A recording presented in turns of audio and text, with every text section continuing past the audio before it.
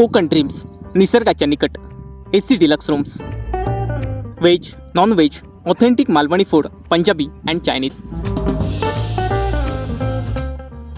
Contact number 9769426601 or 8369393996.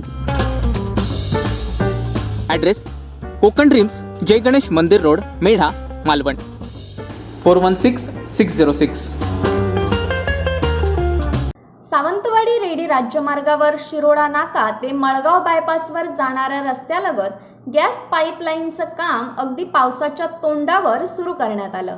मात्र pipeline टाकून झाल्यानंतर केवळ माती ओढून अर्धवट स्थितीत असलेल्या कामामुळे साईडपट्टीवर चिखलाचं साम्राज्य पसरलं असून याचा फटका बसत 4 चाकी गाडी तर रस्त्यालगत असलेलं भलं मोठं आंब्याचं झाड उन्मळून पडलंय.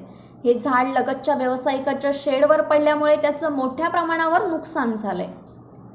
अर्धवट स्थितीत ठेवलेल्या कामामुळे झालेल्या नुकसानीबाबत स्थानिकांमध्ये तीव्र शब्दात संताप व्यक्त करण्यात येत असून प्रशासन व ठेकेदाराच्या हलगर्जीपणामुळे झालं असल्याचा आरोप स्थानिकांनी केलाय.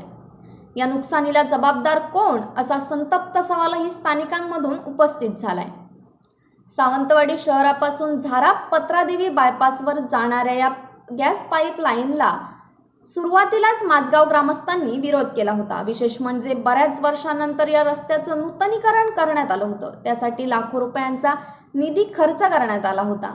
मात्र त्यानंतर संबंधित ठेकेदारानं गॅस पाईपलाईन टाकण्याचं काम सुरू केलं. या कामामुळे साईडपट्टी व लगतच्या घरांचं मोठं नुकसान होणार असल्यानं स्थानिकांनी हे काम सुरुवातीलाच रोखलं होतं. त्यानंतर प्रशासनानं हे काम पुन्हा अगदी पावसाच्या तोंडावरच सुरू केलं.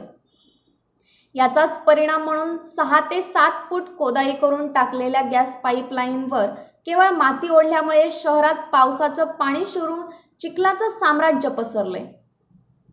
अनेक ठिकाणी चर खचलाय. पावसापूर्वी गॅस पाईपलाईन टाकून झाल्यानंतर यात दगडी सोलिंग करून त्यावर डांबरीकरण करणं गरजेचं होतं. मात्र तसं न झाल्यानं आता वाहनधारकांना त्याचा फटका बसतोय. मुंबई गोवा महामार्गाच्या झारा पत्रादेवी बायपास लगत याच प्रकारे अनेक ठिकाणी चर पडलेत. बायपास लगत असलेले सर्व्हिस रोड खोदाई करून त्यात गॅस पाईपलाईन टाकण्यात आली आहे.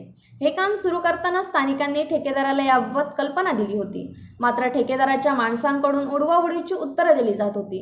या ठिकाणचं खोदलेले चर बुजवताना केवळ माती टाकून त्यावर डांबरीकरण केल्यामुळे पहिल्याच पावसात त्या ठिकाणी डांबरीकरण खचले. त्यानंतर त्यावर दगड आणि खडे टाकून मलमपट्टी करण्यात आली आहे.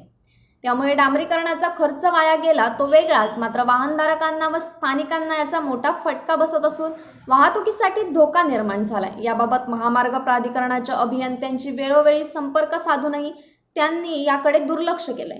विशेष म्हणजे स्थानिक लोकप्रतिनिधी देखील या गॅस पाईपलाईनच्या कामाबाबत त्रुटींबाबत तटस्थ राहिल्यामुळे लोकप्रतिनिधीबाबतही तीव्र संताप व्यक्त होतोय.